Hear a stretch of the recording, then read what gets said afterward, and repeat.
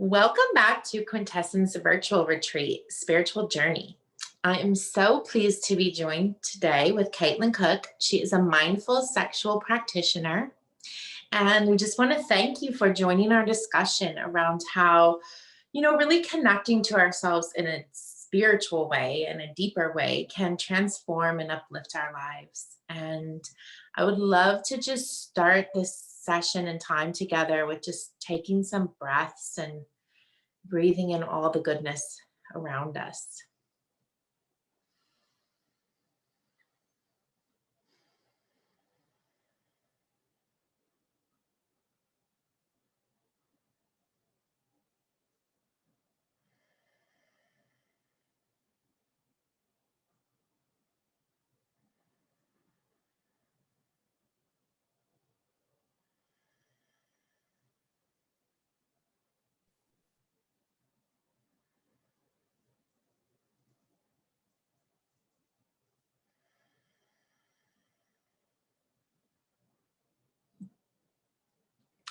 I'd like to take a moment just to invite the listeners and participants to set their own personal intention for our time together.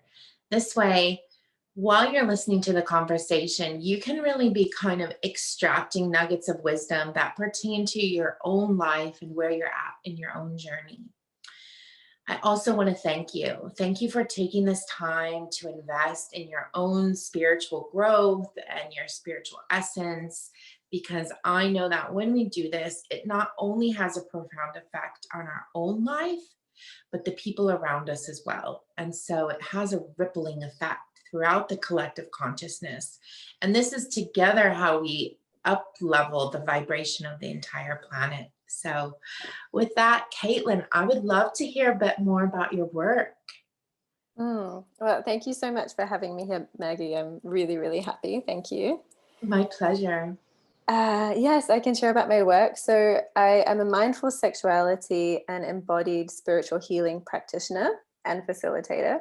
So I work with people one-on-one and also in groups to basically release whatever's being held in the body: fear, guilt, shame, contraction, sadness, the baggage, whatever's in the body, especially as it relates to sexuality, releasing that in order to breathe in who we really are, actually, when we peel away the baggage and the layers of pain, then we really find our true nature. So yeah, that's what I help people do. And the approach that I use, it's not that I have anything against talk therapy, because I've also, experienced that a lot in my spiritual journey. And it's been amazing. But the modalities are embodied, which means that we feel our way to heal rather than just talk our way into healing, because that's actually, like, talking will take us so far, but feeling and being in the body in the process of healing is actually where we start to really unwind and reprogram ourselves. Yeah, I think that's such a cool distinction, because I think talking can help us to organize and kind of explore where we're at, but it does stay in more of a cognitive place, right? It stays more in the mind, because the mind is the one that is controlling our verbal communication. And then when we go into the body, I feel like is really Carl Jung used to say that the body was the unconscious mind. And so I think when you go into the body is where you actually can make a transformative shift. And I think it's through the body then that we collect so much more information at that emotional sensory level, right? Because our body is the one that's often holding the trauma.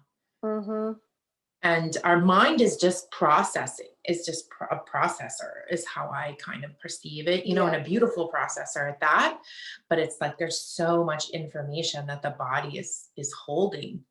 And so when you hear spiritual journey, what does that like conjure up for you? What does that illuminate for you? A whirlpool.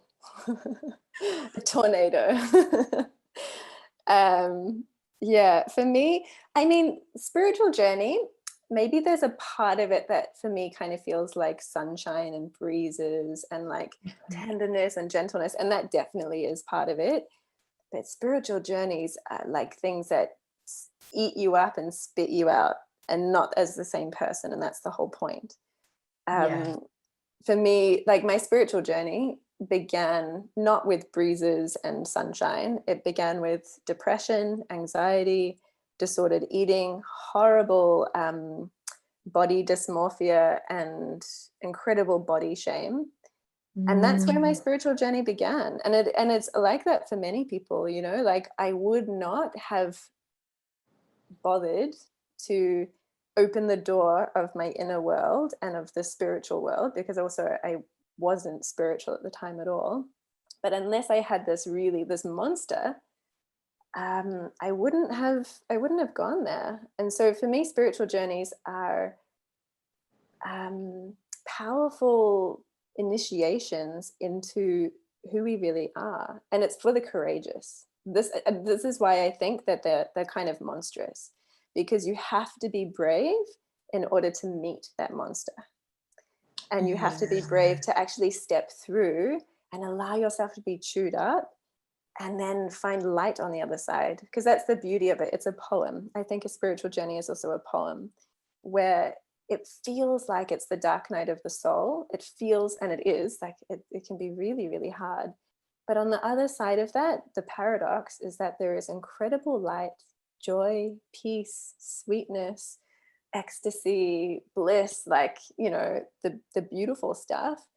But unless we're willing to feel both sides of the yin and the yang, the light and the dark, we can't get there.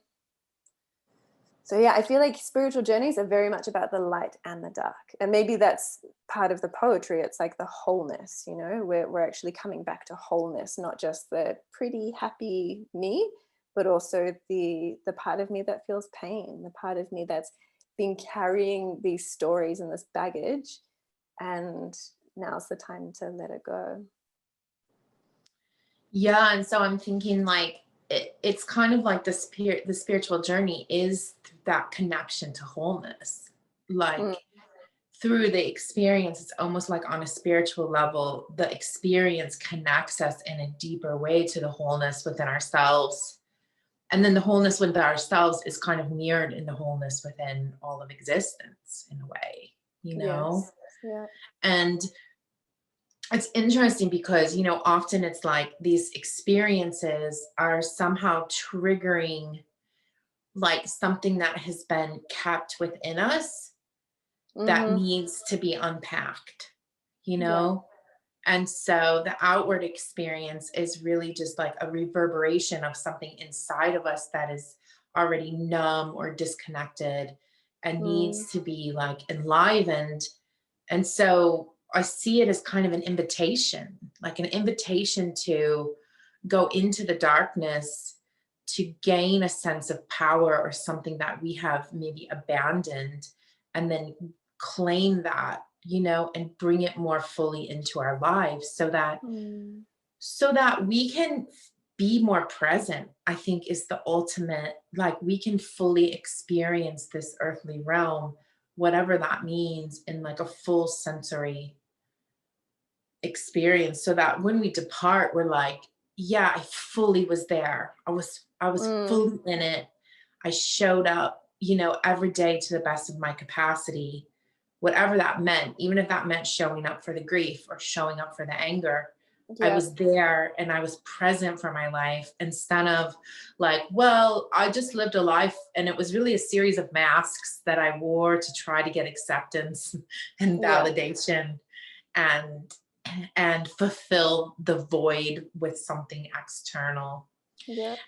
And I feel like also, I'll just add to that, like you're talking about the masks, but also the veils that we, you know, have experiences of this bad boyfriend. And so then I think that men are kind of a bit shit. And so then the next man that I meet, I think he's probably a bit shit. And then I have this veil and another thing that basically masks me from what is actually in front of me, because he's not a bit shit, he's amazing. And so as you're saying, like becoming more present, it's like becoming more current as well to actually what's there. So rather than being blinded by my past pain and only being able to see everything through the lens of my past pain, actually seeing what's here now. And that way we're actually current and we can be spontaneous with what's here. And I also, what you were saying reminded me of, I saw a beautiful quote that said, spirituality is simply a process of remembering who you are. Yes. And I really, like, as you were describing this sense of returning to that original us, you know, before life kind of contorted us and, you know, made things a bit weird. Yeah, it really, that really resonated. Yeah. And then in that, part of the beauty of what us is like we get to claim who we are and we also get to claim who we aren't. You know, so we get to have those boundaries of like, this is who I am. And that means it's okay that I'm not this, you know, like Yeah. claiming our worth in a way that we are like valid in our beingness, no matter what that is. And that we, because as children, obviously, for survival, it's like we want to please our parents at a certain level. And with my daughter, I kind of sometimes feel like she must know I love her so much because she's so like, she's so rebellious in a way, like not to get my attention, but she's so like, she loves like saying, you know, like she loves telling me she loves me, you know, like she has all these ways of telling me she loves me. Mama, I love you bigger than Jupiter. Mama, you know, but then sometimes she'll be like, Mama, I don't love you. You know what I mean? And I'll be like, that's okay. I still love you. And she's like, yeah, but Mama, I don't love you anymore. And I'll be like, that's okay. That's your choice. You have a choice who you love, but Mama still loves you, you know?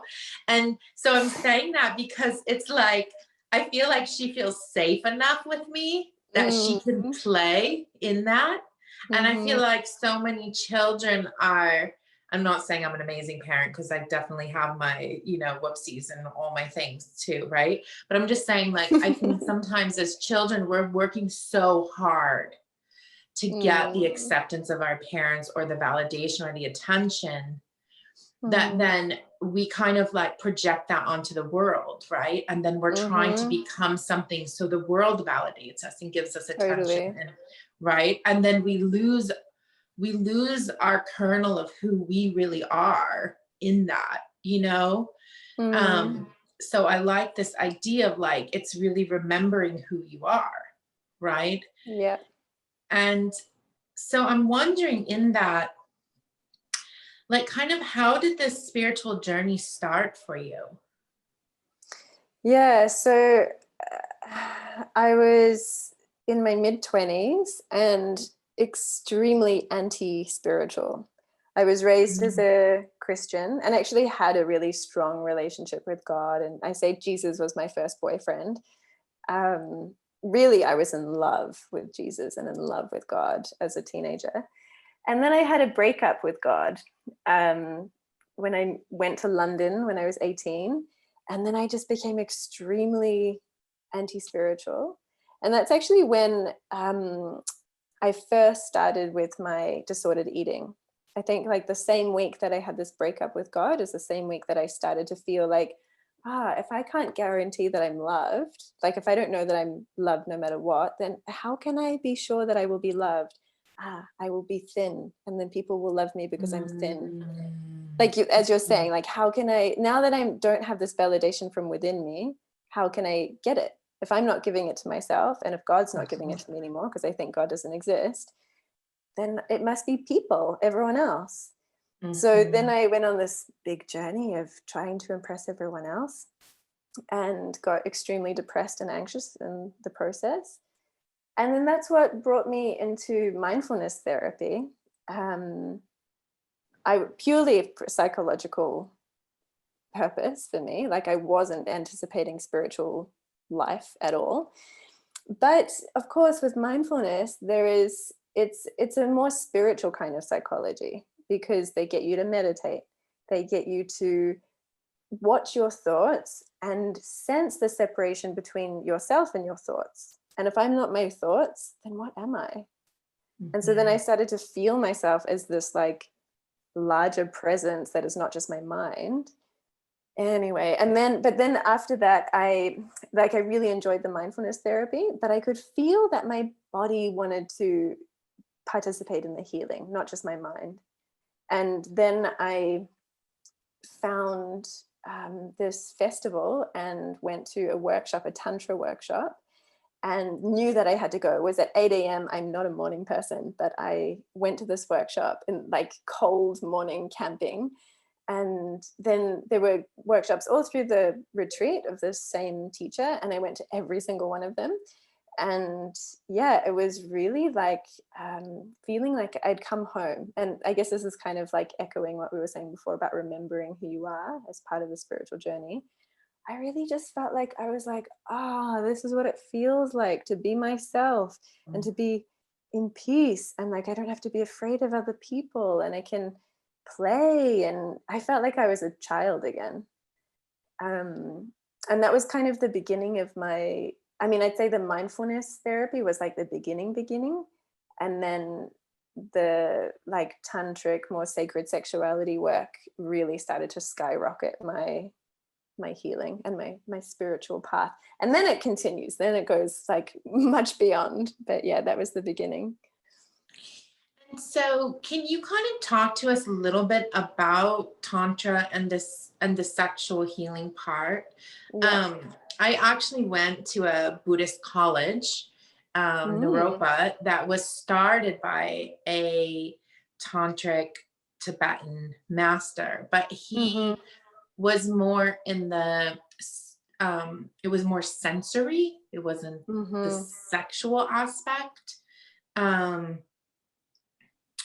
And anyway, I remember we actually in the school, they had these Maitri rooms. That was very interesting. So each room was they were small rooms, and each room was a completely different color. So one room would be yellow, and it would have yellow floor of like a certain texture, and the walls were yellow, and everything was yellow, and and you go in the room and meditate like in that color.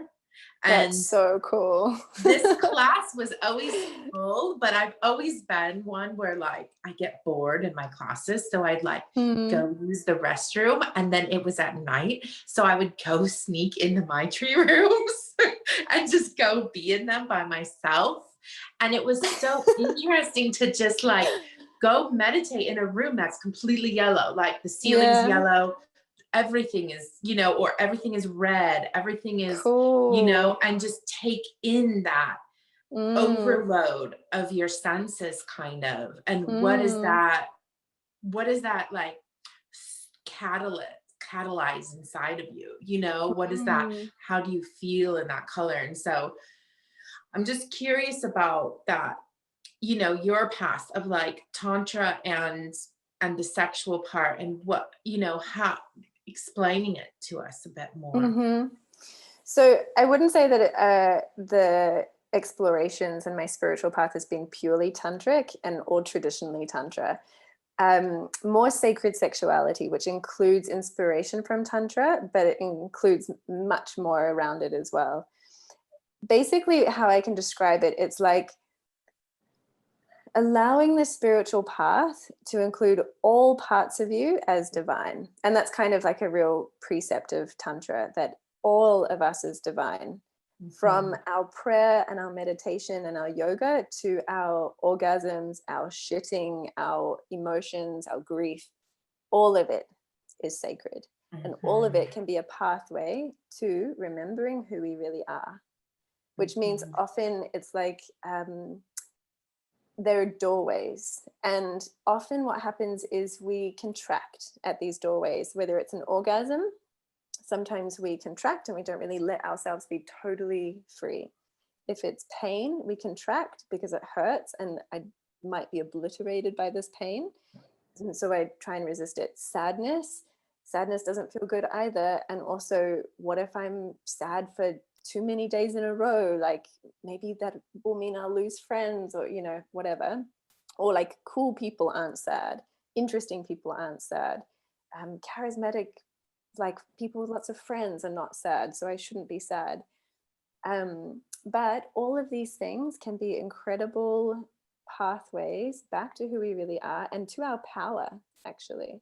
It's like, you know, if I'm this big and everything around me is scary, so I like get smaller and smaller, like say pain is around me, and so I contract and I contract and I contract, I end up being really small because everything else is like overwhelming me and I'm not allowing it in. But if I actually soften and surrender and open and open and open and allow the pain, allow the pleasure, allow the confusion, allow the ecstasy, whatever, and then I allow it and I allow it and I allow it. And then before I know it, I'm huge. I'm really big. I just expanded. Like, this was my growth zone and I got big. And then we keep going and we keep going.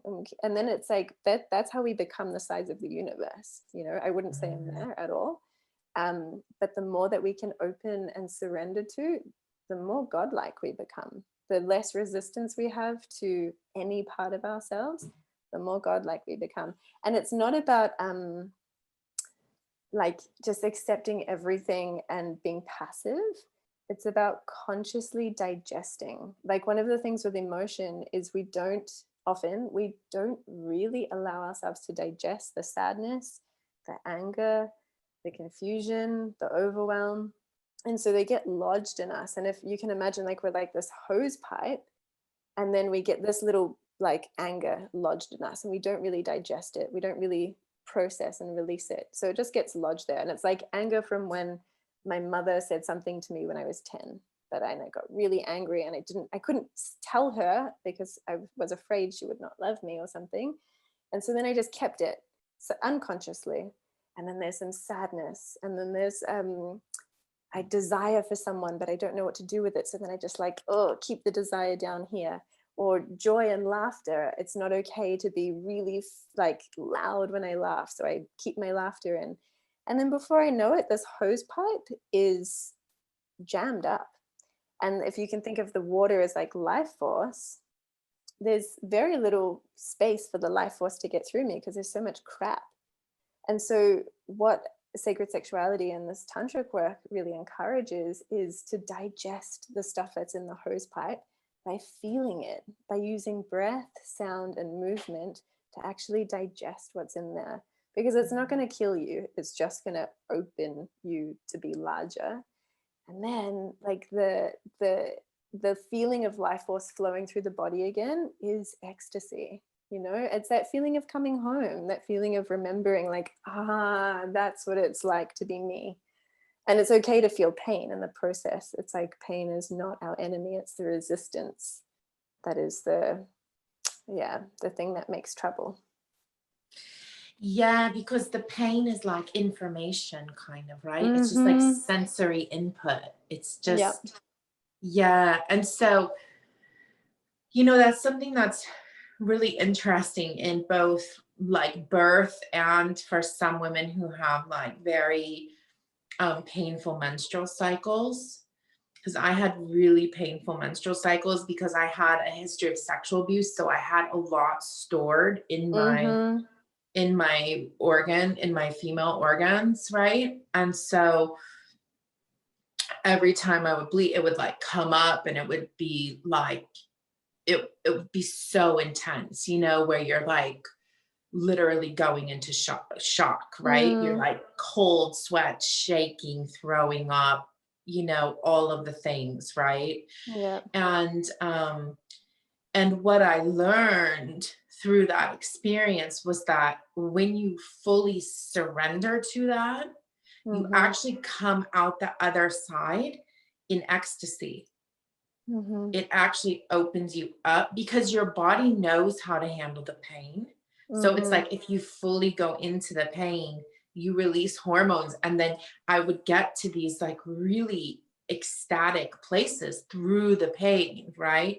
Which can also be an issue for people who have experienced like physical abuse, right? Because sometimes you get addicted actually to that hormonal response, but that's like a whole nother thing. But um, what I'm getting at is like we have such fear, and I think that so much of that comes from our society wanting to have people who are like easily controlled, easily like Mm-hmm. docile, and there's so much resistance to just allowing yourself to express where you're at, right? Mm. um I'm thinking of this like recent experience I had this week where my daughter was needing a little bit of dental work.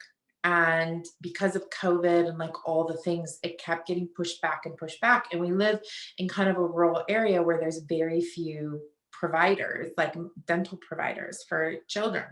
And so it was like, I think I'm going to have to travel, like 4 hours both directions to do this because I don't want it to just be getting worse and worse, right? And so I'm talking with her dentist here, and they're like, well, there's other children above your, before your daughter, and da da da. And I've been waiting for like months for this, right? And the woman finally, there had been another issue in the office where I had just asked some questions because she had to get like a metal cap, and I felt that maybe she was having a reaction to it. And so they started being like, well, we really feel like you're questioning our care, and I was so frustrated because I'm like, I'm not questioning the care. I'm actually questioning I can't get the care that I need, right? Mm.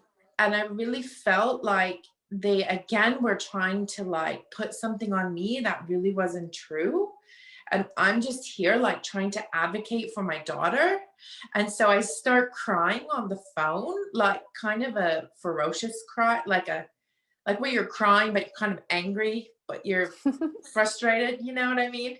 And just Yeah. kind of let her have it, but like in an appropriate way. But like I didn't control myself, you know? Mm. Mm-hmm. And then literally within like 2-3 minutes, she's like, well, let's see if we can get your daughter in next month. I'll put her on the calendar. Mm. And it's like, and I'm using this as an example because it wasn't manipulation, and it was a bit of a long story. But what I'm trying to get at is like, so often we stifle that. And really, it's like when we share our emotion, it's often what pushes the Mm. energy to shift, Mm. or it pushes empathy within people, or it's actually like what is needed to call in the resources to move forward, you Yeah. know? And Something there, how I have felt it in my life as well, is it's vulnerability. When we show our vulnerability to someone, that is like a light, like, and otherwise we have these masks of like, no, no, no, I'm okay. I'm a strong woman. I hold my emotions. I can work on this. I can make it work.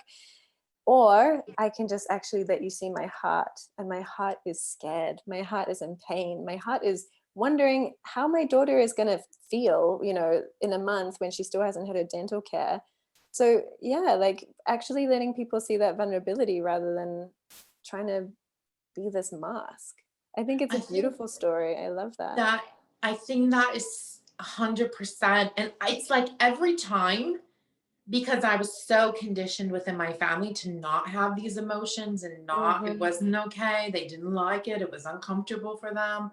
And so I can literally feel that place in my body where I feel like I should self-regulate, like, oh, Mm-hmm. it's coming. I should Yeah. self-regulate. And then often I'm like, I have to consciously be like, no, that's not appropriate in this situation. I need to express how I'm actually feeling because I owe it to myself.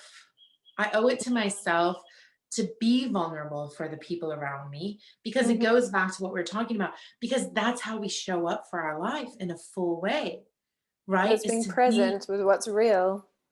and not just protecting ourselves or pretending we're protecting other people from being uncomfortable, but Mm-hmm. just being like, no, this is what it is. This is who I am. This is where I'm at.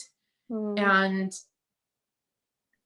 in that vulnerability, we're gifting the other person, right? The opportunity to meet us there, to empathize with us, to show up with us in a deeper way.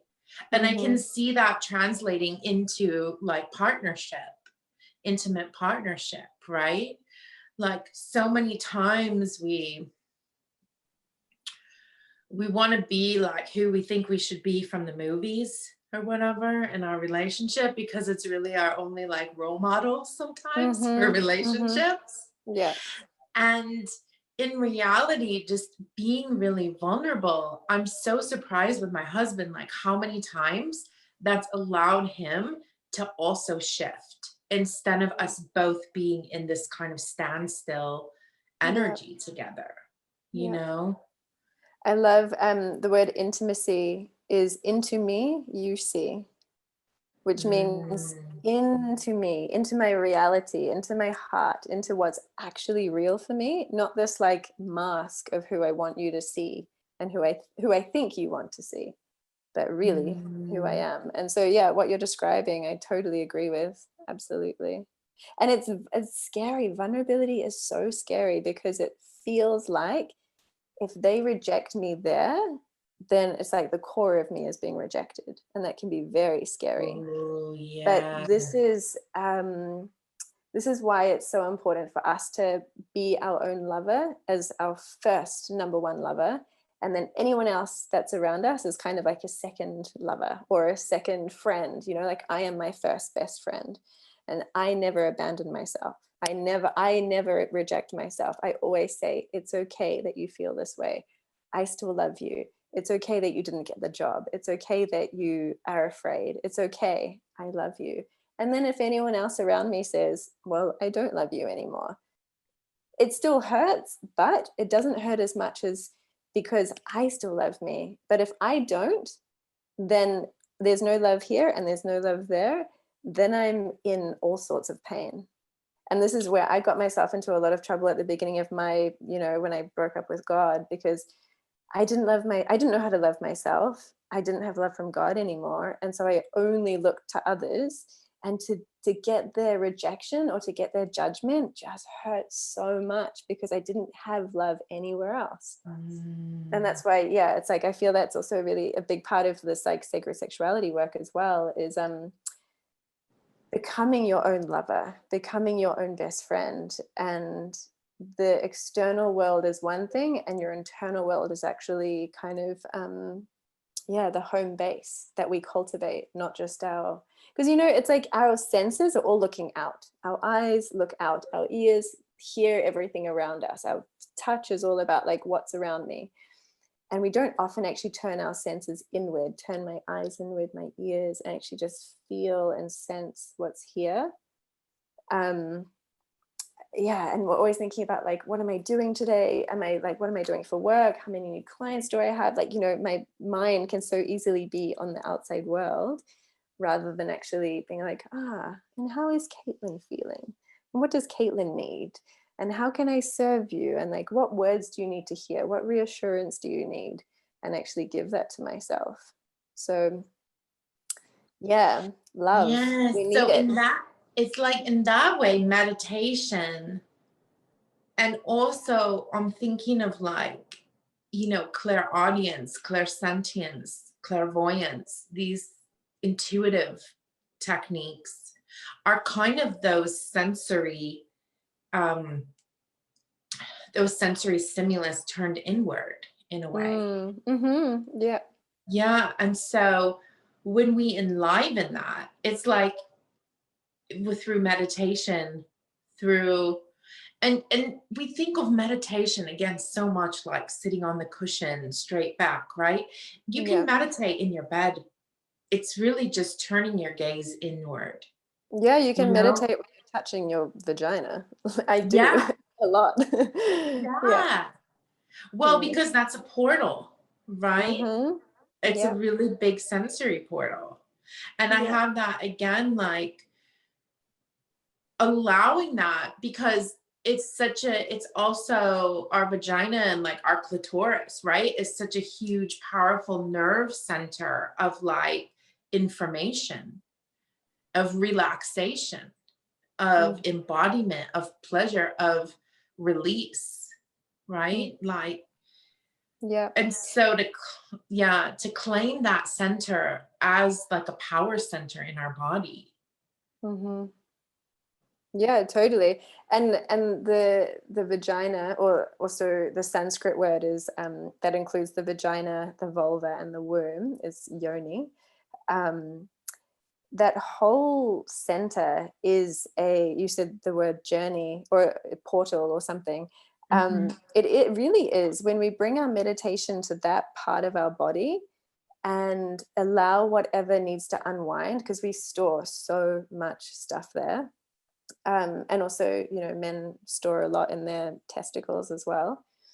But when we allow whatever is there to be released, and when we actually soften and open to this part of our body, it can take us to incredible places. And not just, yes, with pleasure, of course, because it's kind of like a medicine in a way, like plant medicine helps you to Mhm. journey.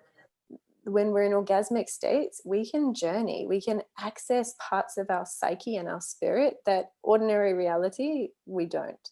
And also because when we're in states of pleasure, our body, if we allow ourselves to open as well, but say we allow ourselves to surrender and open, then whatever is stuck in our meridians, whatever is stuck in our cells, we're allowing orgasmic energy, which is life force energy, to flush our system, or like that hose pipe, it's like we're allowing it to flush all the junk out. And so for me, actually, my meditation, which is sensual erotic meditation, just with myself and also with my husband, but particularly with myself, um, I cry and I Mhm. scream and I Mhm. laugh and I do all sorts of things, because the breath, the sound, and the movement helps to flush the system. But Mhm. also I can just feel, and I don't even know what I'm crying about often, but I can just feel this like, this tightness.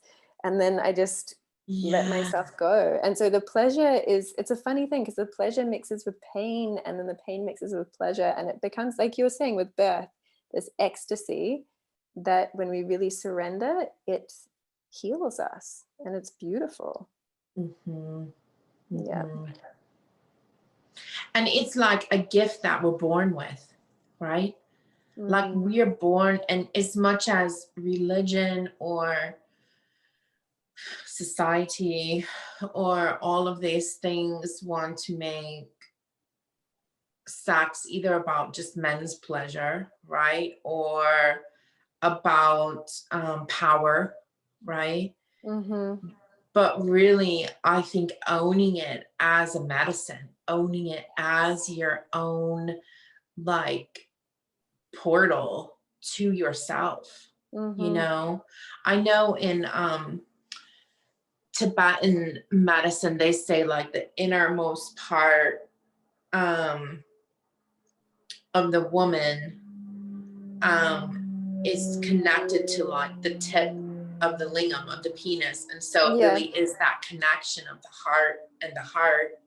And Yeah. so I'm thinking that it's like also that within ourselves, like when we release that energy with ourselves, we're also connecting to our own heart and our most sensitive parts and our most Yes. vulnerable parts, and we're like peeling back those layers, right, of conditioning, of just for many of us being empaths, just energy that we've taken on from other people, Mm-hmm. maybe, and just enlivening, like you're saying, just using it as a tool to just fully enliven our own kundalini, our own chakra, our own energy, and flooding ourselves with that purity, you Yeah. know. Yeah, definitely. And then that also adds to that embodiment, right? Like that adds to the feeling of of embodiment, I think often, Mm, because it's like um bringing sensory awareness to every part of our body, you yeah. know? It's something that's interesting with Tantra as well, because a lot of spiritual practices and traditions have eliminated the body, have said the body is a distraction, sex is the worst of the distractions. And then Tantra said, no way, sex is a doorway to God, and it's a doorway to remembering who you are. And yeah, absolutely. And the difference is consciousness. We can have a lot of sex. It doesn't mean that we're sex positive, and it doesn't mean that it's enlightening sex.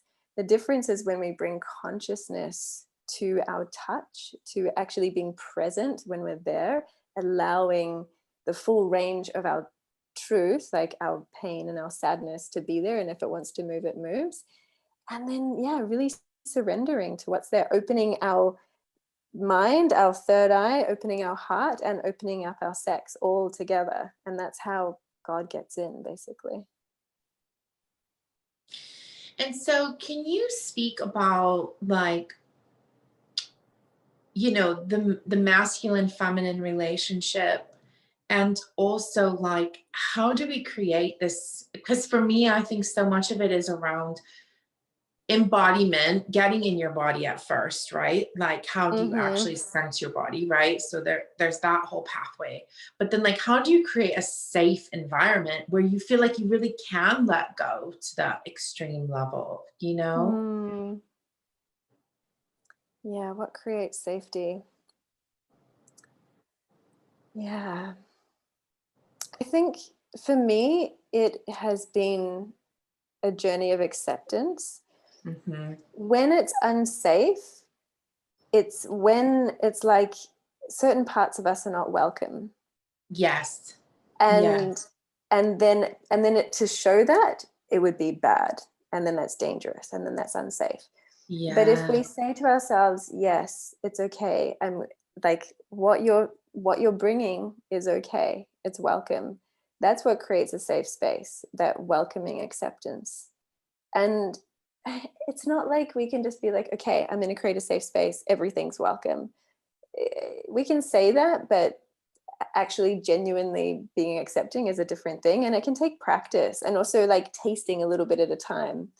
But I think having the intention towards, okay, I want to accept everything that you bring, and just slowly opening. Like, again, thinking about, like, it's scary to open and, you know, what's around here, so I'm just going to stay this big. And we don't want to get too big too fast, because that's like, you know, like in birth, that's when you tear. You kind of want to slowly open as what naturally, you know, opens in you.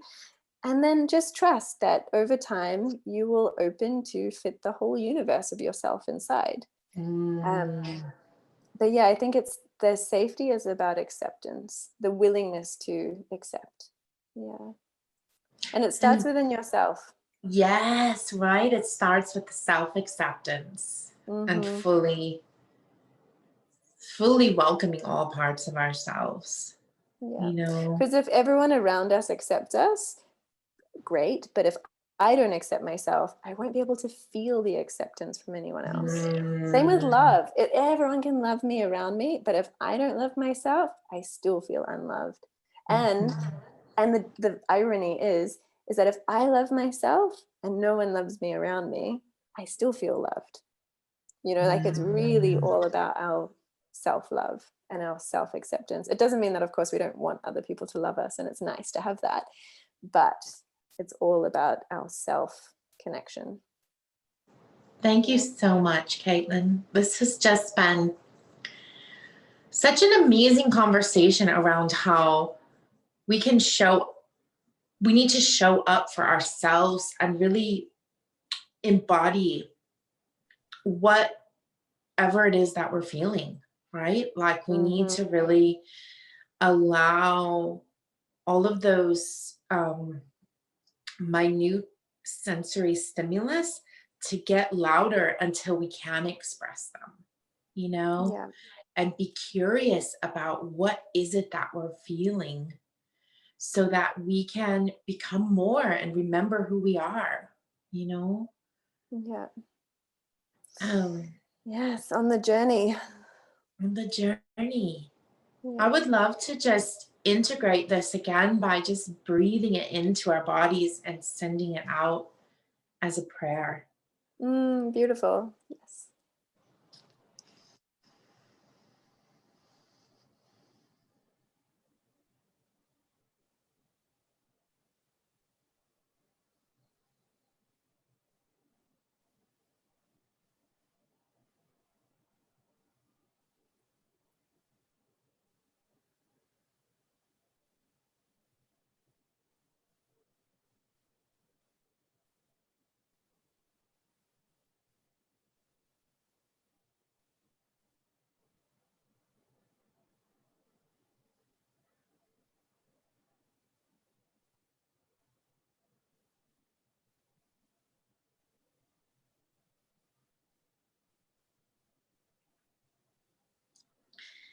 And may all beings be happy and free. And may our thoughts, words, and actions contribute to the happiness and freedom of all beings everywhere. Thank you, Caitlyn, for your wisdom and sharing your intimate journey with us. It's so appreciated. Thank you, Maggie. It was my pleasure.